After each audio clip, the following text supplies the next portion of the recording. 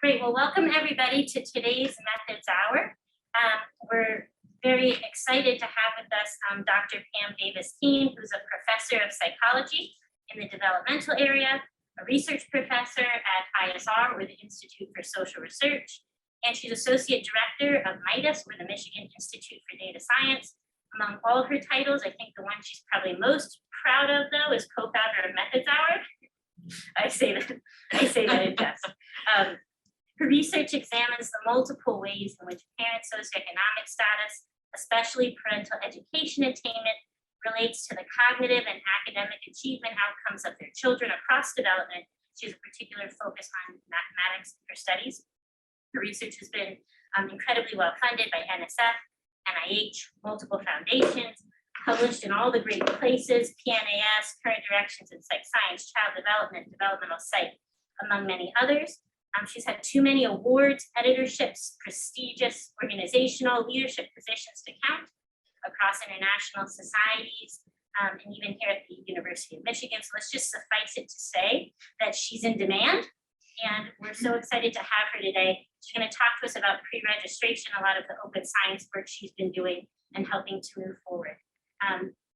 So we're delighted to have Pam today. She's going to turn on her mic, so we'll hear only her, and then when we open up for discussion, we'll turn that mic on and try to moderate the online chat. So thanks.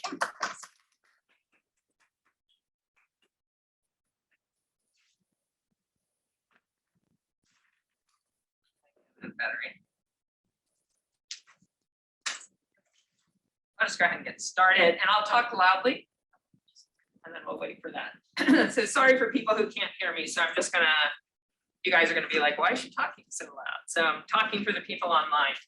So Adrian and I came up with the idea for Methods Hour while we were sitting in Whitefish, Montana at a developmental methods meeting, and on the idea that we don't share enough methods that those of us who are doing quantitative methods are doing.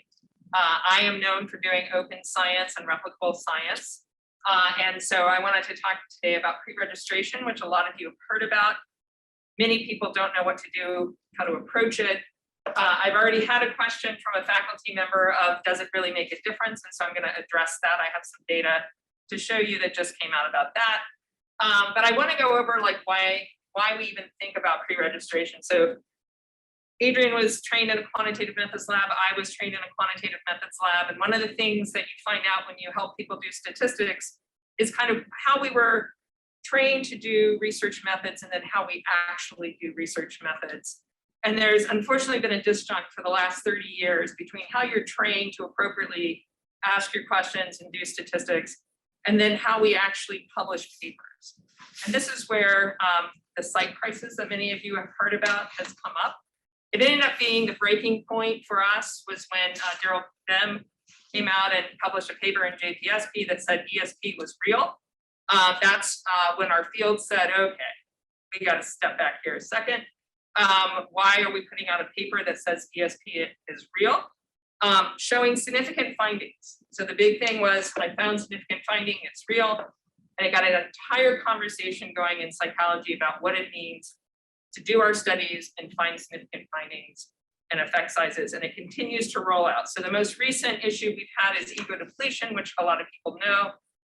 Paper just came out showing there's almost no effective ego depletion. So after years and years of doing research, that research was plagued with what we call not correcting for multiple comparisons or p-hacking and other issues as well, not setting up their studies well, doing analyses not reported in their paper that are impacting the findings, right? So one of the things we talked about doing and trying to help this is to pre-register our studies for people to state their hypotheses, state how they're doing their methods, state what analyses they're planning on doing, and follow that plan. So for those of you who are saying, well, that's my master's thesis, that's my dissertation, that's the way, exactly. You're supposed to propose ahead of time what you're going to do. You state all of the issues you're going to have, and then you follow that plan or that recipe. So I'm going to show you some of the slides today. These are from the Center for Open Science, that's at the University of Virginia. I'm not, can I push that down? Sorry, I put this back on in case it's helpful.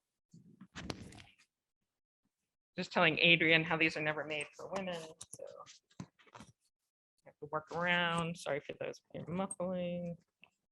All right, so this is from the Center for Open Science. I'm using some of their slides. I have some of my own slides toward the end. Move this over here. All right, so here's what we do when we do hypothesis testing. So I want to talk to you a little bit about just stats briefly. So what you're learning from Adrian in 613, or you have learned from Rich or Adrian in 613, 614, is Fisherian statistics, which is based on hypothesis testing. So when we do that, it means we state our hypothesis and we test. We can do exploratory analyses as well, but that's what it's based on. It's based on probabilities, on your finding, on what you're doing. We have Bayesian, which is another kind of statistic where you do different kinds of modeling, but basically we're doing hypothesis testing. And if you're doing hypothesis testing, then you do it in this way, right? So you generate a hypothesis, you design your study, you conduct your study, you analyze your data, you interpret your results, and you publish and you conduct your next experiment. So this is supposed to be the cycle that we go through, but at each step, we have problems. And these are the problems that we're trying to address. We failure to control for biases in the hypotheses. We have low statistical power. I'm going to come back to this because most of the problems in psychological research is we haven't powered our studies adequately for the questions. When you don't do that and you run your analyses and you find null findings, you get upset. So you do things like p-hacking in order to try to find something, right? So because you want to publish a paper. Conduct study, collect data, poor quality control. So people are not trained to give exactly the same measures the same way. So you have some people collecting it one way, some people collecting another. But when you write up the paper, you say it was all collected the same. So this is a problem. Analyze data, test hypotheses. So p-hacking, that means you keep running t-test or ANOVAs till you find something that's significant. You only publish the significant finding, and you don't tell us you did it 20 times before you found something significant. That's p-hacking. You interpret the results. You only publish the one thing that was significant, not the 20 other ones you do. And then this leads to publication bias. And I'm going to come back to that. But the reason why this is an issue is because when we do meta-analysis and we put all the papers that are significant in, it means that we only have one side of a distribution, the significant side of the distribution. We haven't published all the null findings that we found in our lab as well. Those are pushed to the side. We call it the file drawer problem. You never see them. So we don't know what the actual effects are because we only see one side of that distribution. That's publication bias. Then we have harking, which is hypothesizing after the research is known. So what you've done is you've run your analyses. You had hypotheses, loose hypotheses potentially going in. You have a finding that wasn't what you thought you were going to find, but it's kind of interesting. So you go change your hypotheses to say, oh, no, that's what I always wanted to look for. And you write the paper as if that's always what you were looking for. That's harking. That means that you changed what you said you were doing, and now you act as if that is the real thing. We have a lot of harking going on in the data. I pick it up on review all the time. And I find it in the fact that it's the way that you've written. You decided to add gender. You gave me 2 sentences about why gender was important to your question. And then that's the biggest finding you have. I write back and say, it seems to me that gender may not have been part of the hypotheses based on the way you just wrote this paper. You might have been harking, right? So go back and tell me that gender was important to you, because I'm not seeing that in your paper. So can you find these things? Yes. When you're a reviewer, you find these things. All right, so we have strong biases towards statistical significant findings, lots of flexibility with data analysis, people looking and looking and looking until they find significant findings. This was plaguing psychology. It also, by the way, plagues medicine. Medicine is the other group that does this a lot. So we have a problem there too. The strong bias towards statistical significant finding, that 0.05. So one of the ways that we find p-hacking, for example, is if we see a paper, every single finding is around 0.05, not 0.01, not 0.001, not anything else. It's all 0.05. We check that to see if it's been p-hacked because it's unusual to find every single finding at 0.05. So I want to show you, this is kind of an interesting one, which is kind of the positive results in the hierarchy of science of kind of how often do we find positive versus null results. And you'll see psychology is down here around 90%.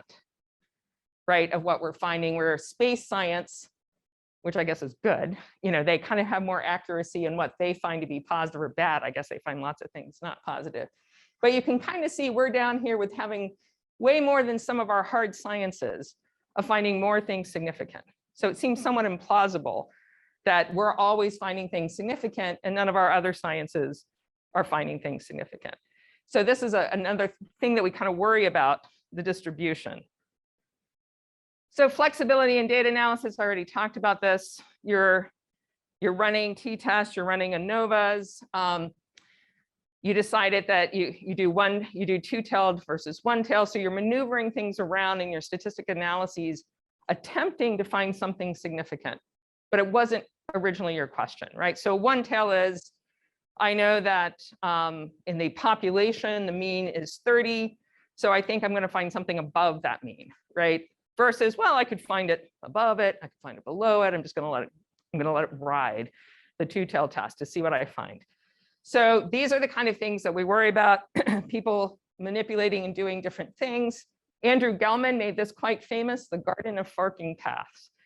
So what does it mean when you run a study and you're like, well, maybe I'll just adjust this variable. Maybe I'll just go do this. You start going off. So you took a continuous piece of data, you made it dichotomous. What if I throw everybody in the same group? What if I get rid of these people? I'm going to take out these outliers. Man, they're dragging out my variance. Throw them away. What if I go and I decide I'm not going to do the 50 percentile, I'm going to move it up to 75%, because that's going to give me the biggest effect if I now recategorize my data in that way. Well, now we've started to get away from the hypotheses, which started here very tight, very clear, and we start to meander into other worlds, no longer being contained by our hypotheses, but going in any direction that our data will tell us will lead us to a significant finding. So that's the garden of forking paths. You'll hear people talk about that a lot. Control for time, median or mean. A lot of people are, and Adrian will know this, that people are like, oh, is there a gender effect? I didn't hypothesize that, but let's split that group up. And I've got 5 males and 25 females. Let's compare those. Oh, I have a gender effect that I didn't think I had before. And I have an unbalanced design, but I'm going to go ahead and throw it in there because I had a p.05, right? So those are the kind of things that you see people doing. So we end up having, what happens is if you don't tell us, if you had hypotheses, you veered from those, you went down this garden of forking paths, you did changes in statistics. Now we go get your paper, we read your paper. Wow, that's so interesting. I want to do the same study. We contact you, we get your materials, we run the study. We're not getting what you've gotten. We followed exactly what you said in your methods. We're doing what you said. We're not getting it to reproduce. What happened? Well, you took some other avenues than what was written in the paper. You didn't tell us everything that occurred, so we can't reproduce your findings because you made other decisions. And those decisions aren't put down anywhere, so we can't figure out, are we wrong? Are you wrong? What happened? It just isn't reproducing. All right, so here's what Open Science has done, the reproducibility project in psychology. They've taken a lot of famous studies. They've tried to replicate them. They've been doing this for a while. They continue to do it.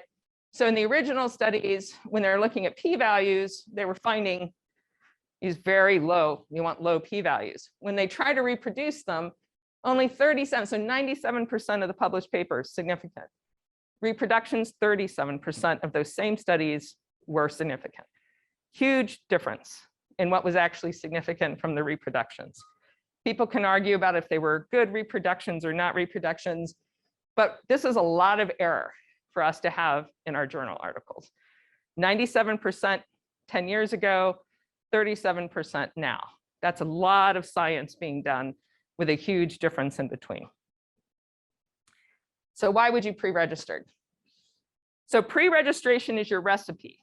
It's how you did your study, what your hypothesis was, why you made every choice you made along the way. So you get a time-stamped, read-only version of your research if you go to OSF and you do a pre-registration, and it's done before you do data collection. So it's not like, oh, I have my data, now I'm going to go in there and write all the things I did after I've already written the paper. It's before you do anything to your data. It's very important that pre-registration is before you do anything to your data. In my case, I do secondary data analysis, so I have the data available. In this case, it's if you haven't collected it, you shouldn't have collected it, because the decisions you're making in pre-registration are going to dictate how you're going to collect that data, and that you want to write down all the decisions. How did you train the people who collected your data? What measures did you use? Did you ever at any point change those measures? Did you make a decision to go in a different direction? Did you decide this measure wasn't working and it dropped totally from your study? Right? We want to know that when we're trying to think about reproduction. And I just listed, by the way, everything that's ever happened to me and more when you collect data, because it can be messy. It has your hypotheses, your data collection procedures, your manipulated and measured variables, your statistical model, and your inference criteria, right? What's the inference? Is this predicting?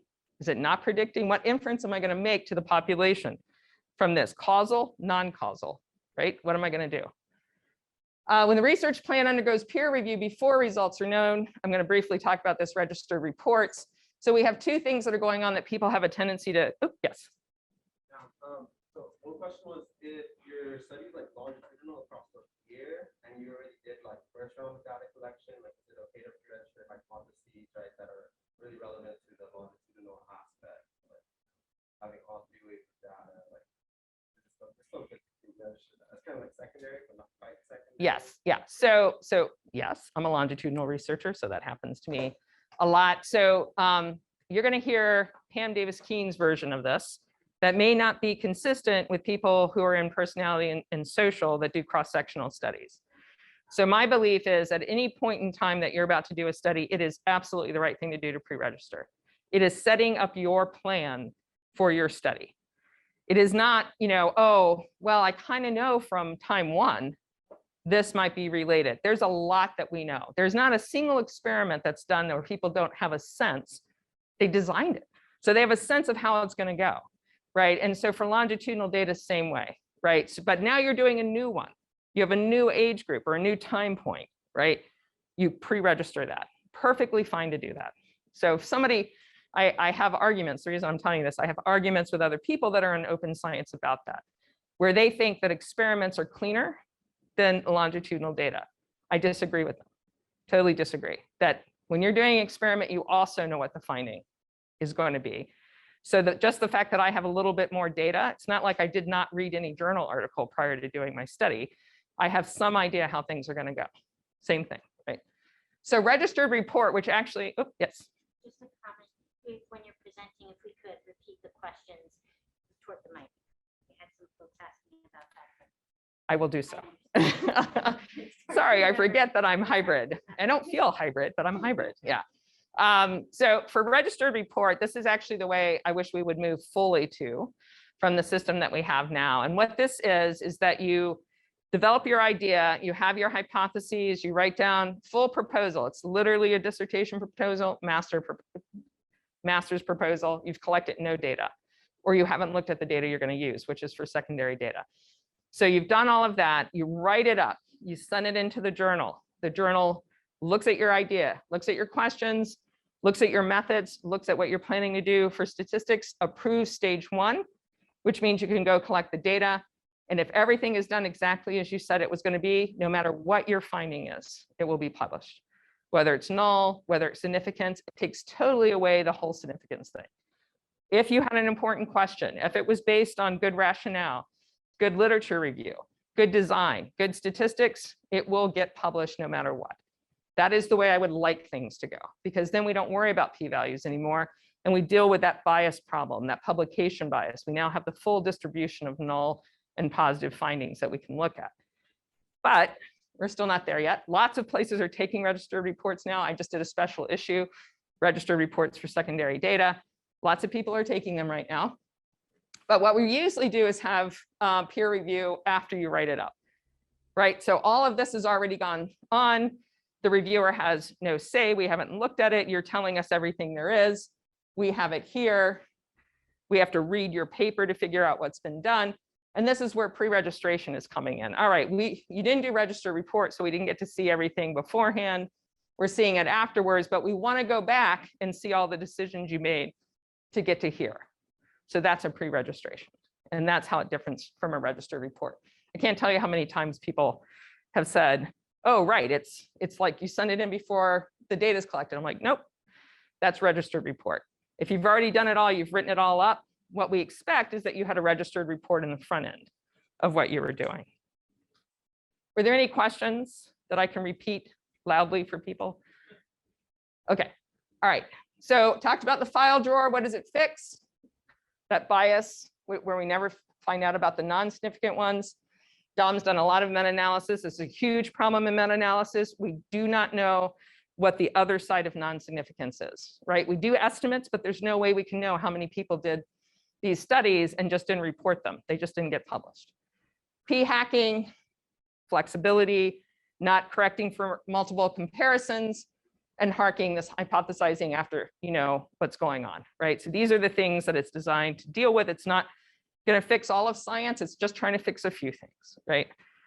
If we fix those few things, that would fix a lot. Okay. Confirmatory and exploratory. So people always say to me, oh God, I don't want to do pre-registration. The fun is in exploratory analyses. So I'm a data person. I'm a data science person. I do confirmatory. I do exploratory, right? So it doesn't stop you from doing anything. It tells you to say, this is confirmatory. This is what I had a hypothesis on. The literature told me this is the direction I should go in, versus exploratory, where I have no friggin' idea what's going to happen here. I'm going to set it up really well. I'm going to deal with any biases that I think might be there. And then I'm going to tell you what it is, but it's exploratory. I have no hypothesis leading my way. You state it up front. There's no reason not to do exploratory analyses. So I will tell you, and again, for those of you who've had Adrian or Rich, you probably heard this. When we talk about assumptions of t-tests and assumptions of f-tests, regression analyses, a lot of people are like, oh, why do we have to do this assumption? Aren't we robust to those assumptions? I actually hate that term, robust to the assumptions, because what it actually means is that you have biases in your data. As soon as you have not done the assumptions of whatever test you're doing, you now have a potential bias that you have to address in your paper. The reason I found this could be because I have highly skewed data. The reason I found this is because I have things that might be multicollinear in my linear regression. I try to look at them, but I could still, that 0.7 could still be messing with my correlation matrix, right? So those are the kind of, so there's a problem in your data when you don't follow the assumption. It's a biases. And you want to note that.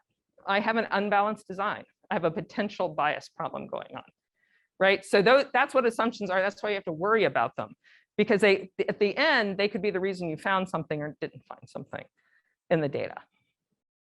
All right, context of confirmation, traditional hypothesis testing. And again, if you guys don't think you're doing it, you are, right? So if you're doing these kind of t-test, f-test, those are made for hypothesis testing. That's what you're doing. Traditional hypothesis testing, results held to the highest standards of rigor, goals to minimize false positive, p-values interpretable. Discovery pushes knowledge into new areas, finds unexpected relationship, goal to minimize false negatives.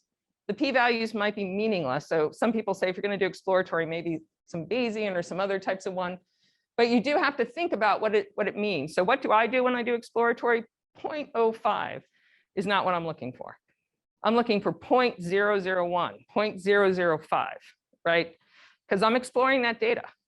The other thing you can do, and I tell people this all the time, is you can take 10 to 20% of your data, explore on that, create hypotheses on that, confirm those hypotheses in the other 90 to 80% of the data. That has always been a fair thing to do. Always been a fair thing to do. It's what we do in data science. We go and do part of it, small part, figure it out, confirm on the other part. Can always do that. And you can write that up as a pre-registration. Yes. Yeah, so I said that because it depends on your sample size. So if 10% is 5 people, so to whoever's out there, they asked about 10% confirm on 90, it can be 20, 80. It really has to do with whether or not the sample size that you get in that 10% is reasonable. Right now, you'll find out in confirmation, but it could be that that was because you got so much noise, because you had such a small sample size, you were never going to be able to confirm it, right? So it's not just, oh, I have 20 people, I'm going to take 2 of them, and I'm going to do analyses on, and now I'm going to confirm on the other.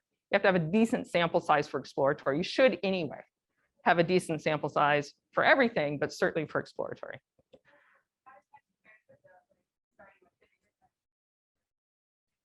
You could do, I mean, you can always do some percentage, right? It's how much are you willing to lose in your confirmatory, right? You need to have power. So if you have 10,000, sure, take 50% because you're going to have enough to confirm. But if you have 100, you may not want to give up 50 people in order to do that, right? So you just have to think about it's really a sample size dependent thing, right? And is it reasonable to be powered in both? And you always want confirmatory to be the most powered of what you're doing, right? I'll talk about power a lot. So presenting exploratory results or confirmatory increase the publishing of results at the expense of credibility of results. So that's what we're kind of dealing with. How do you make your results credible? How do you make sure they're confirmed and that people believe what you're doing? So that's pretty much, or the reviewers, if nothing else, the reviewers. Okay. So here's the workflow. You create your pre-registration. So this is if you're doing kind of exploratory, your discovery stage, right? You're exploring, you create your pre-registration because this helped you create hypotheses, right? So on your 20%, you create a pre-registration, you collect new data and or you use the other 90% or 80%. You go through your confirmation phase, and then you go back to the next. Now I have a new question. I'm going to explore, I'm going to create a pre-registration, I'm going to go back through. All it is saying, yes, of course, many times we have new questions. To tell you the truth, in psychology, if we don't have new questions all the time, I really don't know what we're doing. I mean, we're changing all the time. So we should have lots of new questions. So we should be exploring, creating hypotheses, and then confirming through testing, right? That is how we should be doing it. Not getting rid of exploratory data, just putting it in its right place. Again, I can't tell you how many times people said, you're taking all the fun out of research. I'm trying to put some rigor back into research, not take the fun out, but okay. This is, and you're not going to be able to see it. I just wanted to put this up because people are like, well, isn't it just experiments that I can pre-reg? No, you can pre-reg. We now have on OSF all of these pre-registrations. I worked on the secondary data pre-registration here at the bottom. So I'm an author on this one. So we now have secondary pre-reg. We have qualitative pre-reg. We have fMRI pre-reg. We have exploratory. We have all kinds of pre-registration forms all on OSF. Some of them walk you through. So for the secondary one, we have a template that you fill out. We have a tutorial telling you things you need to think about when you're doing it. Some of these other ones, when you see things like Brandt next to it, these are ones that are published with information about the pre-reg. I took this directly from OSF. These are all the templates that you can get. So there's a lot. Every SIPS, which is Society for Improving Psych Science, there's generally a new template that comes out. So this is the one with qualitative cognitive modeling. We have cognitive modeling preregs. We have FMR and OpenStats Lab and Project Tier. So there's tons of pre-registrations out there. There's easy ones, as predicted, is just a few answers versus the full pre-reg for OSF where you have to detail everything you're doing. What happens if you've done a pre-reg and something has changed? This will be just research life, let me call it. I've just did this recently. We did a pre-reg on functional forms, and Tasha's part of that paper. So we thought we knew, pretty easy, pretty simple, pretty straightforward. We're going to pre-reg this. We know exactly what we're doing. As soon as we start doing the data, a problem comes up. Oh man, we forgot to figure this out.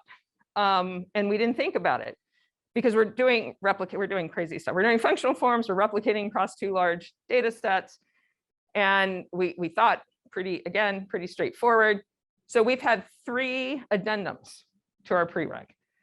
So what do you do when you have to change something? You add an addendum. What you don't do is do it after you already ran the data. So we have to fully stop. As soon as we get to a point where we're about to push and say, oh, let's just look at that. And we'll make a decision after we look at the data. We have to stop ourselves and say, nope, we have to make the decision prior to making that. So we all sit together and make the decision. We write in the addendum. Then we run that analysis and see if we were right about it. I think we might be even up to 4. We definitely have 3 addendums. I think we have 4 addendums. That's because we ran into stuff we had not. I mean, this is what happens. You think you've done it all right. You've detailed everything. You know, my God, you've done this experiment 20 times. What could you have forgotten? There's always something. Or something comes up that you're like, right, we forgot to address the fact that this one is only this certain age group and not this age group. We made the decision based on this, and we didn't think about the broader problems we have. So we have to go back and make a decision before we analyze that piece of data, always before you do anything. But you have the ability to do addendum. So it's not set in stone. You just have to explain why you're adding that addendum. I wanted to show you this. The Meta Science Conference just happened a week ago. This is people coming together talking about the science of science. So how are we doing our science? And this is Almo, who I worked with on the secondary data. He's been doing pre-registration as his thing. That's what he spends his research time looking at.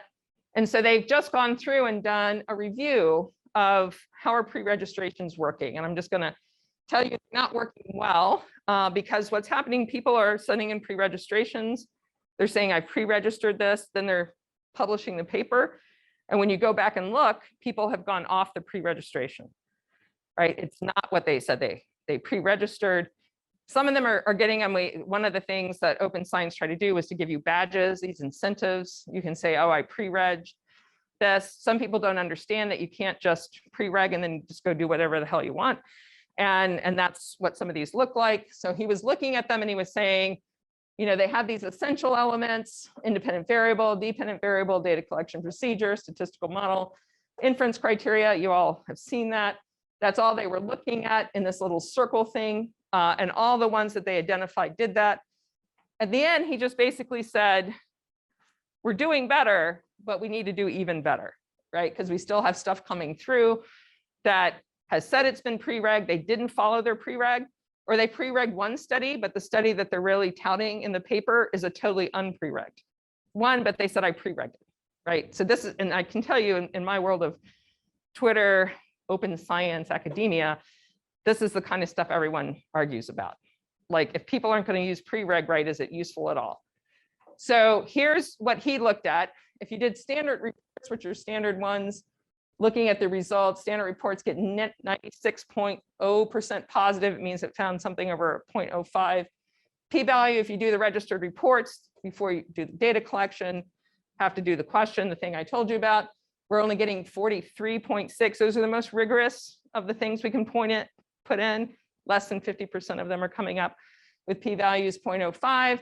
And those that are pre-registered are a little bit better than registered reports, but could still get some help, right? And this is because we have people coming in not doing pre-regs correctly, right? So that registered reports and the pre-reg should be pretty close, and they're not. So pre-register alone is helping. It's reducing it from finding almost 100% of our journal articles showing positive results, but it hasn't totally cleaned up. Still working on it, right? So this was his first stuff out. So John Janita sent me an email. He couldn't be here today, but he said, you know, Pam, I need some real evidence that this is useful, right? I need to know that pre-registration is really making a difference. And so I sent him this article, Schaefer and Schwartz, and he said, this is the one that convinces me, because it's about effect sizes. So one of the very first things we did when we started methods hour is I did a thing on effect size and power. Effect size is a huge thing for me because people are not doing effect sizes right? So one of the problems that we have in our data, it's all about power, is that we have often, you'll see things, ego depletion said it had a 0.80 effect size. That means that event, if you think about what that means, that if you are feeling depleted, like pretty highly likely, you're going to have this reaction. Ignoring the fact that you have a brain that does a lot of other things, ego depletion will rule your day. A 0.80 effect size means everything you do is related to ego depletion. And nothing else that we study in this building matters because ego depletion is 0.80. That is a huge effect size. We don't see anything in psychology with those kind of effect sizes. So, but that's what's getting printed in the literature. That's what's in the journal, is that it's that big. So here you can see, I don't have a pointer. I will use my hand. If you look at biopsych, they actually are doing pretty well for their kind of effect sizes that they find. It's nice when you have animals that you have full control over because it means that you have less error. So their effect sizes are pretty good. They're up here at 0.5, 0.6. Experimental is doing pretty well. You see applied starting to go down. Here's my area, developmental. We're down to like kind of 0.30, and truthfully, we're probably more like 0.18, 0.120. And you see social kind of on the lowest side, the medians of effect sizes that you find in those literature. So if we take those effect sizes and then we look at, many of you have heard of Cohen's benchmarks. This is for, by the way, correlation and not for t-test and ANOVA mean differences. This is the correlational one. You see without registration, so Cohen would say, oh, 0.55 is high.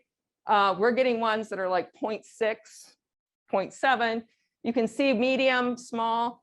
They're all much higher than the benchmarks that Cohen set and much higher than we ever find with pre-registered studies. So we have an effect size problem. We have overstatement of effect sizes in our literature. There's no way that we see those kind of effect sizes. They're much smaller. This is true for medicine as well, but certainly for psychology. And if you think about it, we're kind of complex. We've got a lot of stuff going on, right? So we're going to be pinging through a bunch of different things.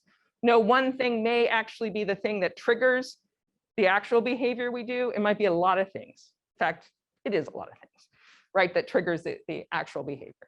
So this is what they were showing in the difference, proving that we have an effect size problem, that people are doing studies that are overstating the effect sizes that we have, that if you pre-reg them, they're actually quite a bit lower. If our effect sizes are that low, we have to have sample sizes that are in the thousands, not 20, not 30, in the thousands in order to find a significant finding. That is what that means. It means that we are underpowering almost every study we do in psychology. There are ways to fix that. A lot of us do longitudinal within ones. Within is probably the biggest thing to do. Take smaller amounts of people, collect more data on them more often. That gets you more power. Because not everyone can go get 1,000 people in their studies, but you can get some people and do multiple time points on them, and that increases power. So that's a real issue for us if we are overstating effect sizes, which we are, and we're underpowering our studies, which we are. All right, this is just another table. Sorry, it's so small, and these slides will be online, right? So you guys can see them online. This is just saying pre-registered studies, and I just want you to look. So we have both within and between in here. So the within studies, longitudinal, within studies, between studies. So if you look at the ones that are pre-reg, they could not break them down by area because there are not enough pre-registrations across psychology to have sample sizes big enough to look at them. So the median is 358, and then, let's see, am I getting this right? I'm sorry, percent significant. 63% of the preregs are significant. Now just kind of look down all of the psychology areas and see which ones are well above 63. Right, so 63 is kind of our average. We should be seeing ones that are lower than the average, some higher. All of these are higher than the average, right? So applied is at 100, socials at 89, my area developmental is at 84, education at 71. So it's likely we've got a lot of problems coming in here from lack of pre-reg, overstatements of effect sizes, overstatement of significant findings. That's in our literature. So these are the kind of things we're worried about. This is why we have the pre-reg. You'll see within study 71, present significant 65. We're a little bit closer. We're actually doing much better on the within ones because we have power coming in from the within. So you can see the difference between what are between studies, mean difference, t-test, NOVAs, what are within studies. Similarly, you can do repeated measures. I never do them, but repeated measures, growth curve, longitudinal data, multiple time points, same person multiple times. All right, so now I'm getting to kind of FAQs that are commonly asked, but I wanted to ask all of you and people who are online if you want to give questions before I go over these more common ones, because this is really for you guys. What do you want to know about pre-registration? What have I talked about that you have issues with, so I can answer those questions?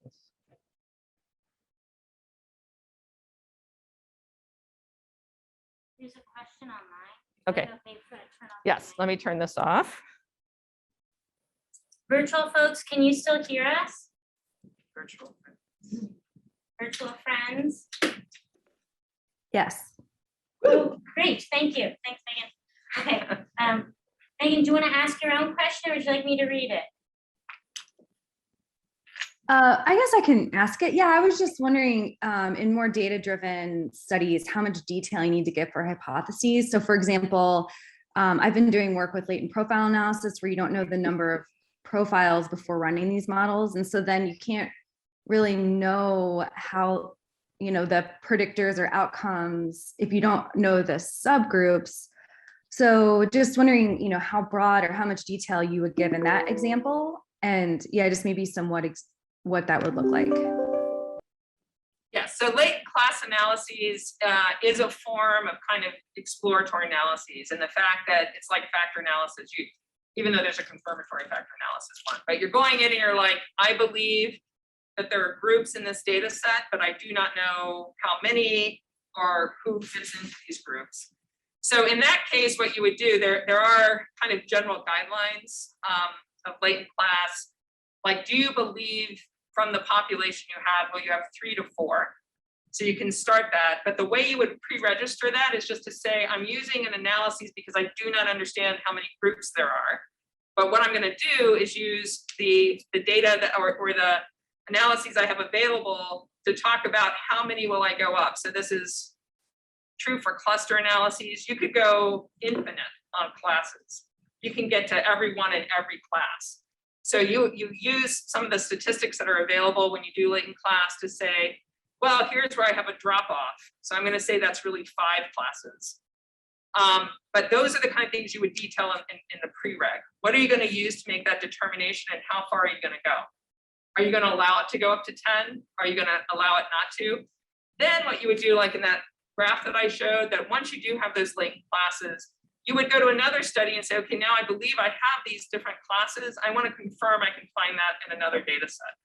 Do I find these groups showing up in another data set? But what you would do is just detail your analysis saying this is a totally exploratory analysis. I'm going to give myself these kind of constraints when I'm looking at this data. And this is what I'm going to do. So it's perfectly fine to do that. Just detail how you're going to deal with it and how you're going to report it in the end.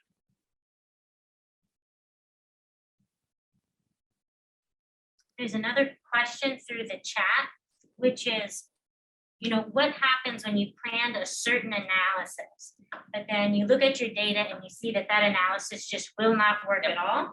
How do you handle that? Is that like the extra step, the addendum you're talking about? Yeah, that's a pretty common problem, right? So you did your hypotheses, maybe you haven't even learned all analyses there are to do, right? And so now, or you talk to your advisor and the analysis you thought was going to be the case, they're like, no, you're not going to do that one. So what you have to do is submit an addendum. Before you do that other analyses, you need to put an addendum in that says, this was my original plan to do it. I have now, through discussion, and then you also, what I usually do is cite papers. Through discussion and through these papers, I have learned that this is an inappropriate one to do, or will not actually answer my question.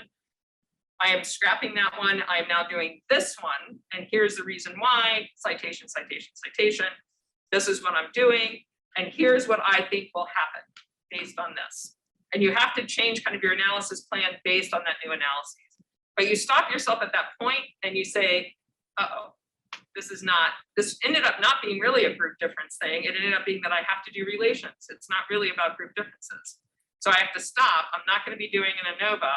Now I'm going to go and do a regression. And here's the parameters I'm going to use for that regression. But you stop before you do an analysis.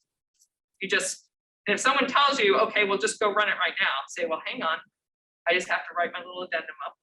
But I'm going to put all this information in as to why I changed. Now I'm changing. Doesn't stop you from switching it.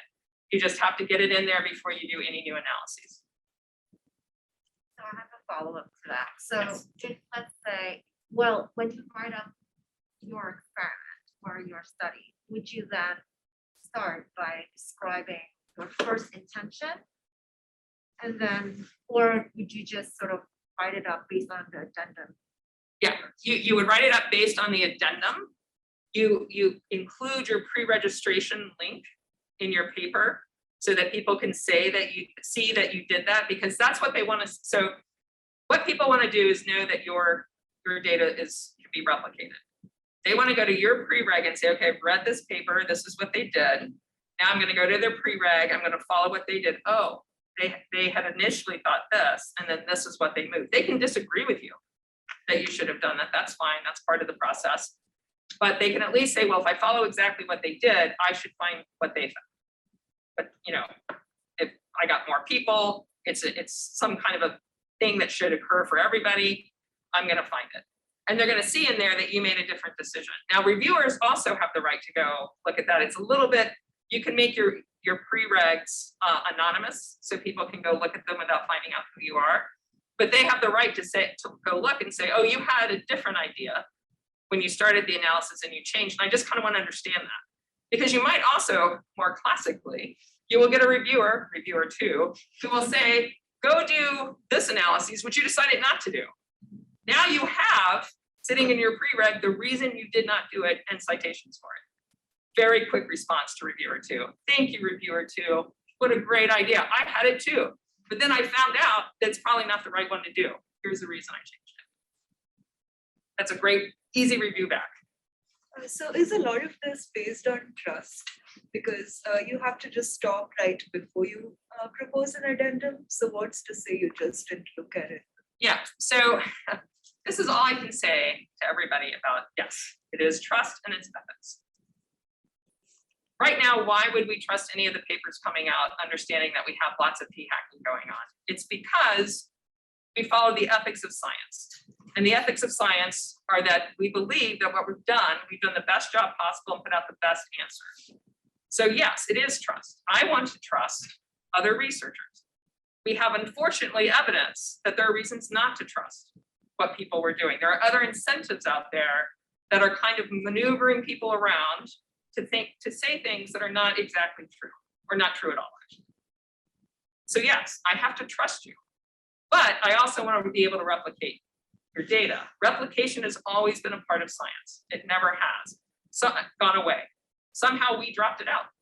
It used to be the case when I first started that we had study 1, study 2, study 3, right? You don't really see those studies anymore. And part of that is people stopped replicating because the one study ruled them all.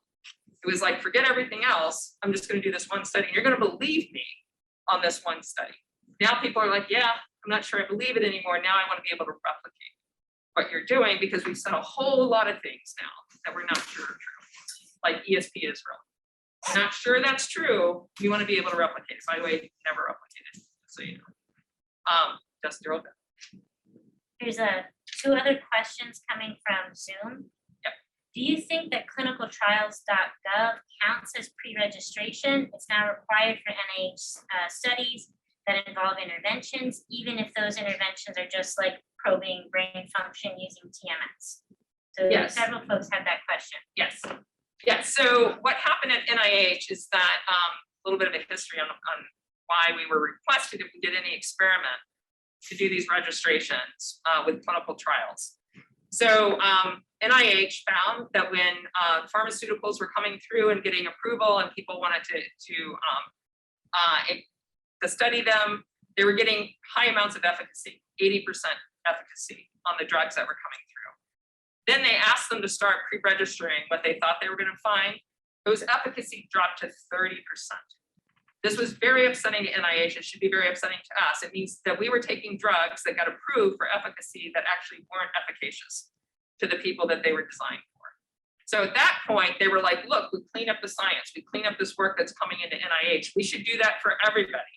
We should say that everyone has to pre-reg what they're doing because otherwise we might be funding a lot of research that's just exploratory and is not going to end up being advantageous or efficacious for the people that we're doing the research for.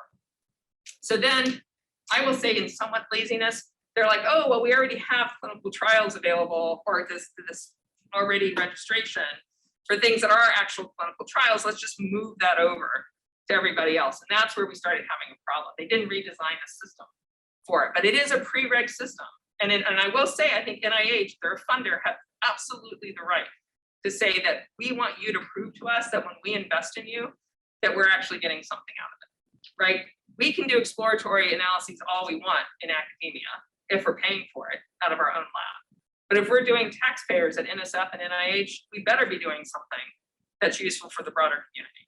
right? And that's what they're telling us. We want you to prove that questions you have, the effect sizes you're saying are true, are actually true.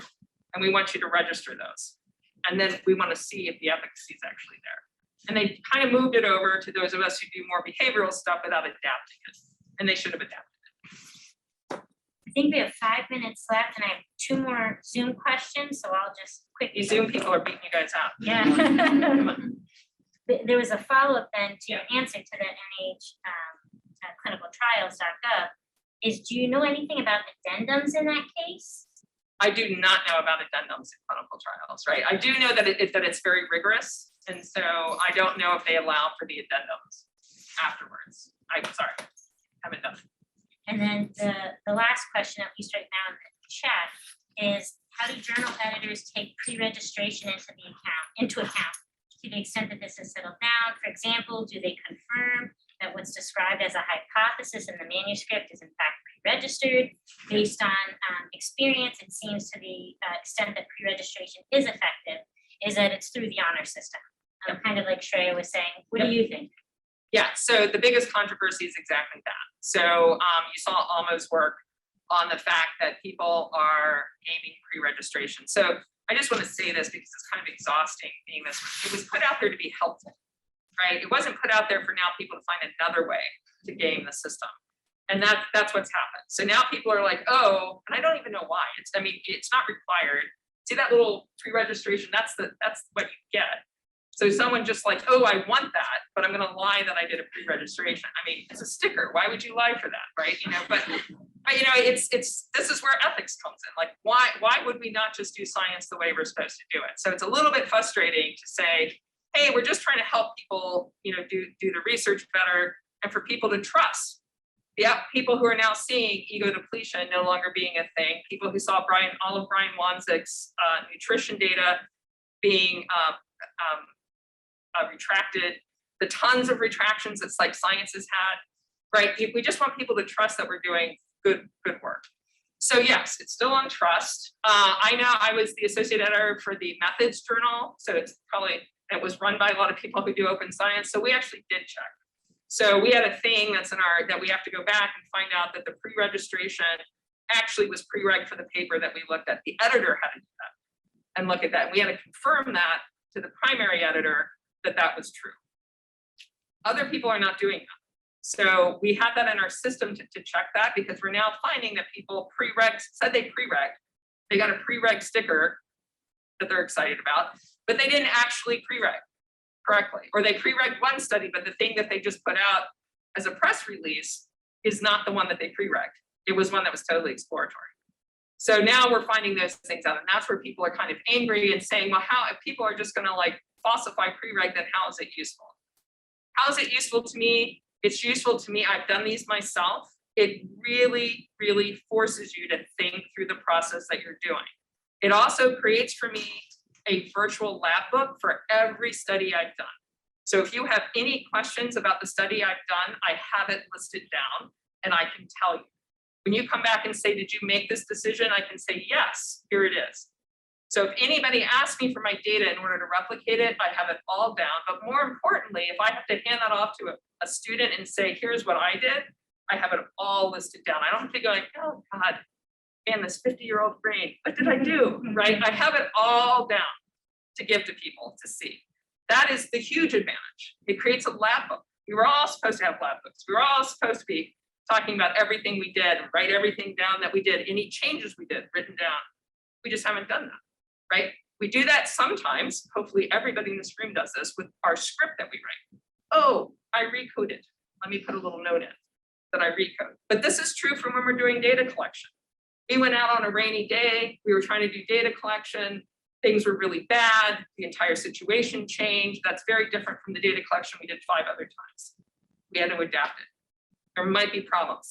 We might get response times that are very different than we would have gotten on these other days. Write it down, right? We have that in there. So when someone goes and replicates, they say, wow, you've got like really weird distribution. You've got one day where everything went up. And like every other time it's down here. What happened? Oh, rainy day. That's what happened. We had a little bit of a problem. The data collection didn't go as well as it had on other ones. We should think about that. Do we need to think about looking at that separately, putting it in the data set together, right? How should we look at that? So yes, prereg is there to be helpful. And yes, people have figured out how to game it. It is the responsibility of the editors to guarantee that the prereg that came in is consistent with the paper that was reviewed. It's totally their responsibility. Well, I think that brings us to time. So let's thank Pam again.